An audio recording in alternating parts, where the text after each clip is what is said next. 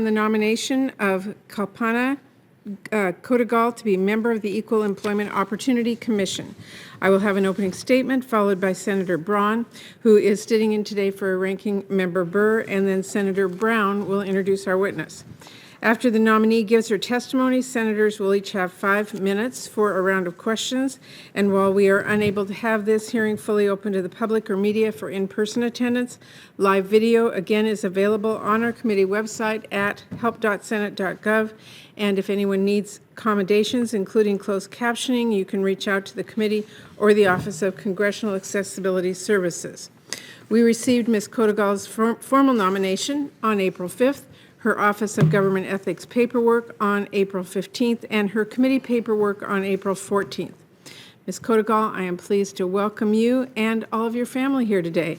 We're very glad that you are joined today by your husband, Wyatt, your parents, Shashi and Uma, your sister, Mira, and your children, Narayan and Kishan.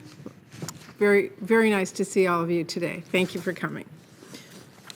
Now, while we have work to do to bring down prices and build an economy that works for working families, not just those at the top, we have made important strides recovering from the economic crisis this pandemic caused and getting people back to work safely. We have added a record-breaking 8.3 million jobs since President Biden took office, and as we continue to build on that historic jobs recovery, families in Washington State and across the country are counting on us to make sure we are also building an economy that is stronger, fairer, and more inclusive, and the EEOC plays a critical role in doing just that.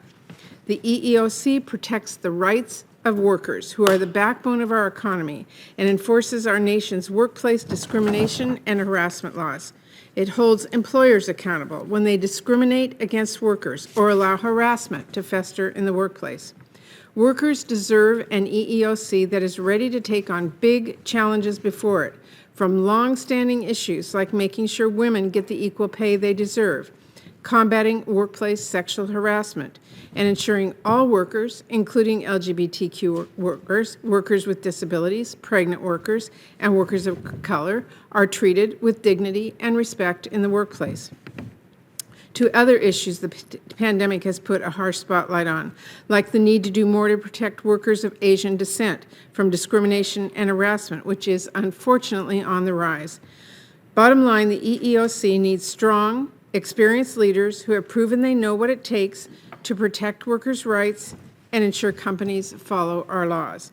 Ms. Kotagal is just the person for the job. As a leading civil rights and employment lawyer, Ms. Kotagal has gone to court again and again on behalf of workers who've been treated unfairly on the job. She's represented pregnant workers and new moms who were fired or disciplined because they had to miss work because of their pregnancy or because they were literally giving birth. She's gone to court on behalf of women wrongly denied the pay and promotions they earned. She's taken on employers who failed to pay their workers minimum wage and returned $10 million to thousands of poultry workers after they were cheated out of the pay they had earned. She quite literally put money back in workers' pockets where it belongs and has spent her career holding employers accountable and sticking up for workers when they need it most. She's also been a leading voice in the fight to stamp out discrimination and sexual harassment in the workplace.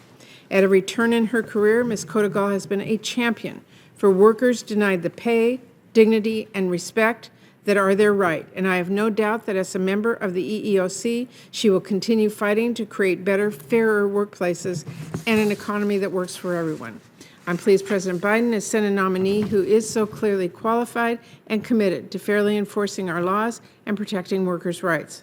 I look forward to supporting her nomination and working with my colleagues to confirm Ms. Kotagal.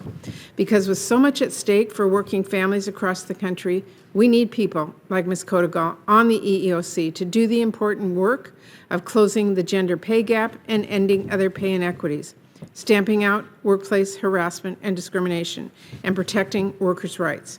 People in Washington State and across the country are struggling right now, especially with high prices at the grocery store and gas pump. Everyone on this committee understands that. We're all hearing from families back home about it. So we should all understand why supporting the EEOC's work making sure people get the wages they've earned and deserve, and confirming Ms. Kotagal is so important because no one should lose wages or job opportunities to discrimination.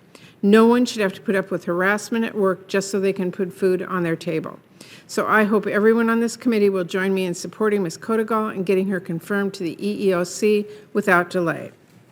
And now, before I turn it over to Senator Braun for his opening remarks, I seek unanimous consent to put in the record 11 letters in support of Ms. Kotagal's nomination, including from more than 53 organizations representing workers and fighting for civil rights and equality in the workplace, and CEOs and opposing counsels for Ms. Kotagal's litigation that support her nomination because they respect her professionalism and her ability to see all sides of issues. So ordered. And with that, I will turn it over to Senator Braun for his opening remarks.